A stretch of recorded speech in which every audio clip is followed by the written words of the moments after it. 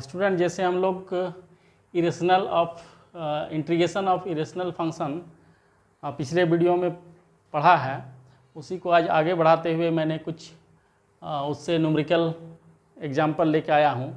कल आप लोगों ने देखा होगा कि L और √m dx ऑफ इंटीग्रेशन जो था इरेशनल फंक्शन, उसको हम लोग सॉल्व करने के लिए सीखा था। और उसी चैप्टर से कुछ सवाल मैं लेके आज आप लोगों के साथ इस वीडियो पर आया हूँ। तो चलिए इसको सॉल्व करने के लिए हम लोग सीखते हैं कि किस तरह से इसको सॉल्व करेंगे। तो अब देख सकते हैं यहाँ पे मैंने पहला क्वेश्चन लिख रखा है, integration dx by 1 + x √1 - x²। दूसरा क्वेश्चन है dx by x √1 + x², integration of dx by x - alpha beta - x। चौथा क्वेश्चन है dx बाई 2ax - x²। पाँचवा क्वेश्चन है x + 2 dx by x², 3x + 3 √x + 1। तो हम लोग कुछ ऐसे रूल्स पढ़े हैं जो लीनियर और क्वाड्रेटिक, फिर क्वाड्रेटिक लीनियर, रूट के अंदर अगर क्वाड्रेटिक है और बाहर में लीनियर है तो इसको किस तरह से पुट किया जाता है, उस रूल को आप लोग पिछले वीडियो में देख सकते हैं। पहले उस वीडियो को देख लीजिए तो आसानी से समझ में आएगा। और यहाँ पे मैं उसी रूल को फॉलो करते हुए इस सवाल को सॉल्व किया है। एक नंबर को देखिए, let I = integration dx by 1 + x √1 - x²। तो जैसे कि आप लोग पढ़े हैं कि अगर लीनियर है बाहर और रूट के अंदर क्वाड्रेटिक है तो उसके लिए लीनियर को 1/t या 1/y या 1/z जो भी मान सकते हैं, यहाँ उसी प्रकार से माना गया है। तो 1/x = 1/z पुट किया, इसलिए x = 1/z - 1। अब क्या करना चाहिए स्टूडेंट्स, जब भी आप पुट करते हैं तो उसको डिफ्रेंशिएट कर दीजिएगा। इसको डिफ्रेंशिएट किया गया है तो इस तरह से डिफ्रेंशिएशन इसका आया 1 + x का 1 आया है जिसे आप लोग जानते हैं, और 1/z का -1/z² dz by dx, x के रेस्पेक्ट में डिफ्रेंशिएशन किया गया। dx का मान मैंने यहाँ पे निकाला -1/z² dz। अब देखिए ये सारे मान यहाँ पे पुट कर दिया गया। तो यहाँ पे पुट जब किया गया तो ये इस तरह से आ गया आपका dx का मान -1/z² dz और 1 + x का मान 1/z और फिर √1 - x²। तो यहाँ x का वैल्यू हम निकाल के रखे हैं 1/z - 1, यानी 1/z - 1 का होल स्क्वायर। अब इसको सॉल्व किया है a - b का होल स्क्वायर में, और ये आपका 1/z जो है उसको ऊपर भेज दिया तो z हो गया यहाँ पे, ये z और ये z² यहाँ काट दिया गया है, 1/z बचा है, 1 - 1/z² - 2/z + 1। Integration of 1/z dz, यहाँ 1 काटा गया है तो 2/z बचा आपका, 2/z और -1/z² यहाँ लिखा गया है।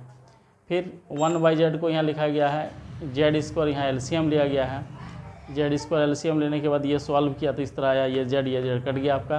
तो I = dz by integration dz by √2z - 1 बचा। अब यहाँ इसको ऊपर ले गया तो आप लोग जानते हैं रूट के बदले हाफ पावर होता है, उसको ऊपर ले गया -½ हो गया dz। I = 2z - 1 -1 + 1 -1/2 + 1। कैसे आया ये, तो आप लोग जानते हैं, पढ़े होंगे कि जब भी किसी x के फंक्शन पर n पावर रहता है तो इसका इंटीग्रेशन x के पावर में n+1/n+1 होता है। इस फार्मूला से ये वाला हुआ है। अब ये +1 इसको सॉल्व किया गया है तो ये आप देख रहे हैं आया है, फिर ये 2 और 2 कैंसिल हो गया तो आपका ये आ गया I। अब देखिए z का मान जो था वो यहाँ पुट कर दिया गया है 1/x + 1 - 1, इसको सॉल्व किया गया है। x + 1 एलसीएम लिए हैं, यहाँ आप समझ सकते हैं 1 है, 1/1 लिख। इसको सॉल्व किया स्टूडेंट्स तो देखिए इस प्रकार आया है 2 - x - 1, 2 में 1 गया 1, 1 - x बटे 1 + x। तो आप लोग समझ सकते हैं इस तरह से इसको सॉल्यूशन मैंने किया। इसको आप लोग ऑल्टरनेटिव प्रोसेस से भी सॉल्व कर सकते हैं। जैसे देखिए ट्रिगोनोमेट्रिकल आइडेंटिटीज पुट करके भी इसको बनाया जा सकता है। कैसे देखिए, पुट कीजिए x is equal to cos theta. तो x is equal to cos theta अगर पुट करते हैं तो इसका डिफ्रेंसिएशन आपका हो जाएगा dx by d theta is equal to minus sine theta, या dx का वैल्यू निकालिएगा तो minus sine theta d theta, that is I is equal to dx का वैल्यू पुट कर दीजिए minus sine theta d theta by 1 plus cos theta into root over 1 minus cos square theta, या sine theta d theta 1 plus cos theta. आप लोग जानते हैं root over 1 minus cos square theta का value sine square theta होता है। Sign sign cut गया, बच गया क्या आपका D theta. 1 plus cos theta का 2 कॉस स्क्वायर थीटा बाई 2 लिख सकते हैं। फिर इसका जो वैल्यू है ऊपर ले जाइए इसको, तो हाफ निकाल दीजिए बाहर, sec square theta by 2 d theta. आप लोग जानते हैं sec theta by 2, sec square theta by 2 का इंटीग्रेशन होता है tan theta by 2 plus K. Tan theta by 2 को आप लोग इस प्रकार से भी लिख सकते हैं 1 माइनस कॉस थीटा बटे 1 प्लस कॉस थीटा प्लस के, या इसको ऐसे भी लिख सकते हैं 1 माइनस एक्स बटे 1 प्लस एक्स प्लस के। तो स्टूडेंट्स देख सकते हैं आप, इस सवाल को मैंने दो तरीके से यहाँ पे सॉल्व किया है।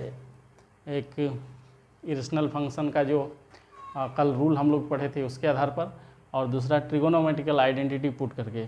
तो दोनों ही आपको आसान लगा होगा, और इसी प्रकार से और भी वीडियो देखने के लिए हमारे चैनल को लाइक शेयर एंड सब्सक्राइब करें।